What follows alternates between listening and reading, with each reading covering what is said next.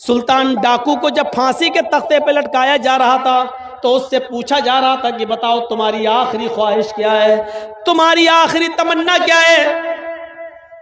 جواب دیا سلطان ڈاکو نے کہ میری آخری تمنا یہ ہے کہ میری ماں کو میرے سامنے کھڑا کر دیا جائے اور جب مجھے پھانسی دی جائے تو اس وقت میری ماں مجھے اپنی آنکھوں سے پھانسی پر لٹکتا ہوا دیکھے۔ اس کی یہ خواہش پوری کی گئی۔ ماں نے بہت منع کیا کہ میں اپنے بیٹے کو پھانسی پہ لٹکتا ہوا نہیں دیکھ سکتا۔ کہا ماں اگر تیرے بیٹے کی خواہش یہ ہے تو تجھے اپنے بیٹے کی خواہش پوری کرنا چاہیے۔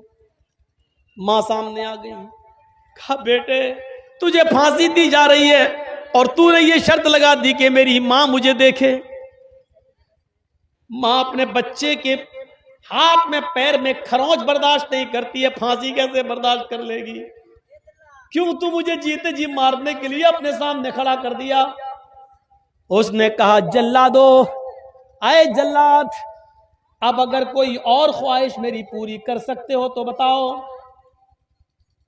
کہا کوئی اور بھی خواہش ہے؟ کہا ایک اور ہے۔ کہا کیا ہے؟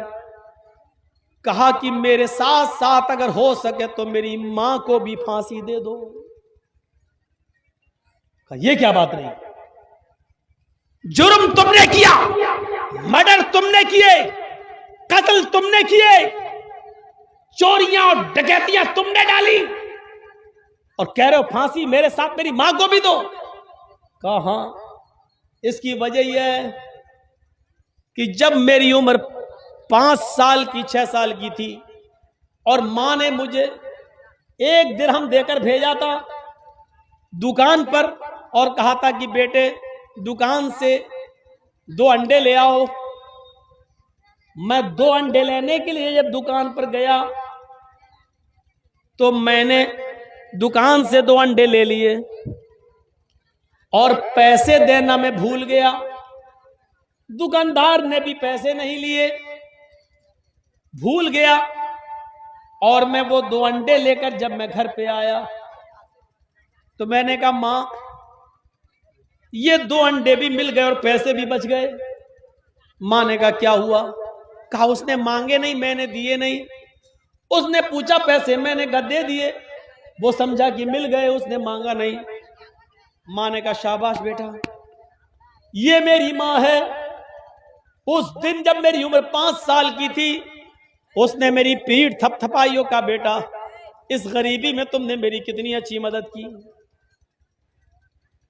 اس دن کے بعد میری ہمت بڑھ گئی، پھر میں انڈے کے بعد مرغی چور بنا، پھر بکری چور بنا، پھر گائے اور بیل چور بنا، پھر میں اور بڑا چور بنا، پھر ڈاکو بنا، پھر لوگوں کو مار مار کر مال لوٹنے لگا، پھر میں مرڈر کرنے لگا، جو سامان نہیں دیتا اس کا قتل کر دیتا۔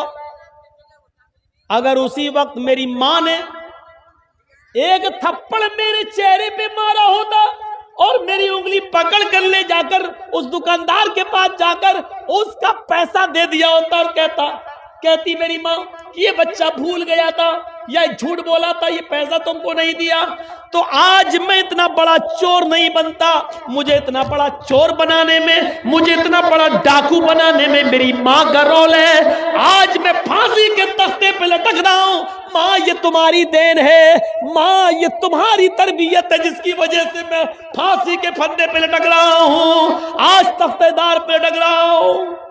ماں کے پاس اپنے بیٹے کے اس سوال کا کوئی جواب نہیں تھا، لیکن قانون تھا، اس لیے سلطان ڈاکو کو تختے دار پہ لٹکا دیا گیا اور اس کی ماں کو اس کے گھر پہنچا دیا گیا۔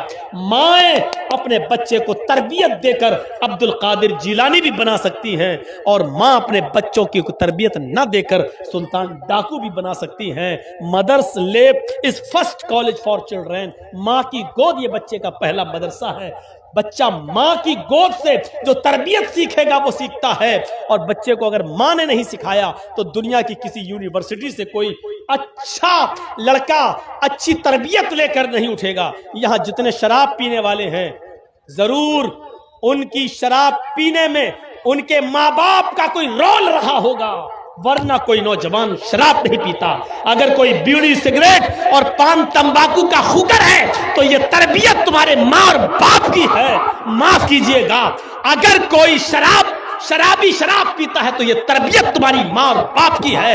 اگر کوئی 200 اور 500 اور 1000 روپے میں جا کر لڑکیوں کے جسموں سے کھیلتا ہے اور زنا کرتا ہے گمٹیوں پر یا پھر اڈوں پہ اور چکلوں پہ جا کے، تو اس میں تمہاری نہیں تمہارے ماں باپ کی تربیت کا رول ہے۔ میرے بھائیوں، اب چاہو تو اپنے ماں باپ کو رسوا کرو اور چاہو تو اپنے ماں باپ کی عزت کا ان کو بڑھاؤ۔ یہ ہمارے برے کاموں کے پیچھے ہمارے ماں باپ کا کردار دیکھا جاتا ہے کہ اس کا باپ کیسا ہے، اس کے باپ نے اس کو کوئی تربیت نہیں دی ہوگی۔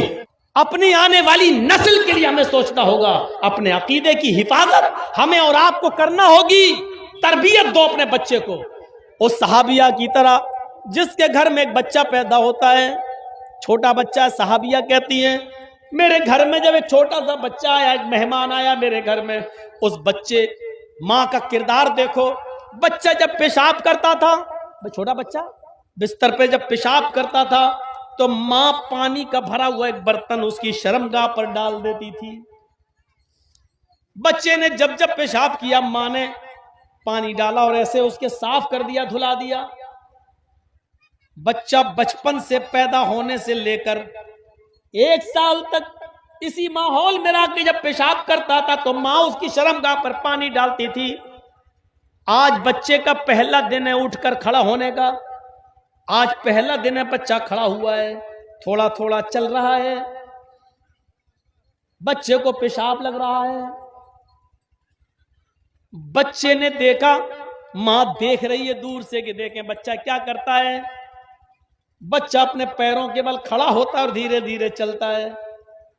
نالی میں وہ پیشاب کرنے جا رہا ہے، لیکن اس نے کیا دیکھا کہ ماں جو پانی کا گلاس یا برتن پیالہ جو میری شرمگاہ پہ ڈالتی تھی، اس نے اسی پانی کے پیالے کو اٹھایا۔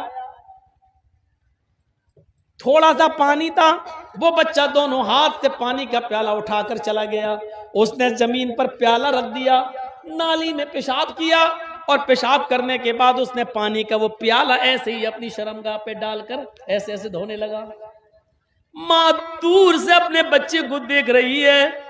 بچے نے، وہ نہیں جانتا استنجا کس کو کہتے ہیں، چھوٹا سا بچہ ہے۔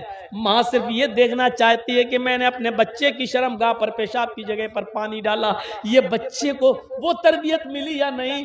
پہلا دن تھا، ماں نے دیکھا کہ میرا بچہ پانی کا پیالہ اٹھا کر گیا، بیٹھ گیا، پیشاب کیا، پانی کا پیالہ اپنی شرمگاہ پہ ڈالا۔ ماں کی آنکھوں میں خوشی کے آنسو آ گئے، ماں کی آنکھوں میں خوشی کے آنسو آ گئے اور چیختے ہوئے کہتی ہے فزت برب الکعبہ، کعبے کے رب کی قسم میں کامیاب ہو گئی، کعبے کے رب کی قسم میں کامیاب ہو گئی۔ میں اپنے بچے کو جو سکھانا چاہتی تھی میں اس میں کامیاب ہو گئی، میں اپنے بچے کو جو تربیت دینا چاہتی تھی میں اس میں کامیاب ہو گئی۔ اپنے جلسوں میں آئی ہوئی عورتوں پر نظر ڈالو، ان کے بچے پیشاب کیسے کرتے ہیں۔ 4 اور 5 سال کے بچوں کے پینٹ کی چین کھولی، بیٹا ادھر کر لے، اور ماں کے سامنے کھڑے ہو کر پیشاب کرتے ہیں۔ یہ مائیں اپنے بچوں کو کیا تربیت دیں گی؟ آپ بھی اپنے بچوں کو پینٹ کی چین کھلا کر کھڑے ہو کے پیشاب کراتے ہیں، آپ اپنے بچوں کو کیا تربیت دیں گے؟ ہمارے بچے جن اسکولوں میں پڑھتے ہیں ادھر بھی سسٹم کھڑے ہو کر پیشاب کرنے کا ہے، پینٹ کی چین کھولی اور گدھے اور کتے کی طرح کھڑے ہو کر پیشاب کرتے ہوئے ہمارے بچے نظر آئیں گے۔ اسکولوں میں سسٹم ہے اور وہیں سے یہ سسٹم سیکھ کر آنے کے بعد پی ایچ ڈی کر کے ڈاکٹر بن کر نکلنے والا، MBBS اور MS اور MD کر کے بھی ڈاکٹر بن کر آنے والے آج بھی بہت سے ایسے مل جائیں گے جنہوں نے اسکولوں سے کچھ نہیں سیکھا ہے اور آج بھی کھڑے ہو کر پیشاب کرنے والے تمہیں ایئرپورٹ پہ مل جائیں گے، اسٹیشنوں پہ مل جائیں گے، بس اسٹاپ پر مل جائیں گے، ہر جگہ جو کھڑے ہو کر پیشاب کر رہے ہیں۔ یہ دیا ہے آج کے کالجز اور یونیورسٹی نے، اتنا پڑھانے کے بعد بھی جو یہ تعلیم نہیں دے سکے کہ کھڑے ہو کر پیشاب کرنے کے بعد جو چھینٹیں تمہارے کپڑوں پہ آئیں گی اس کا کتنا عذاب تمہیں پڑے گا، یہ نہیں بتا سکے، آج بھی اتنی تعلیم نہیں دے سکے۔ اس لیے ہمیں اور آپ کو تربیت دیکھنا ہے، تربیت کہاں سے ملے گی؟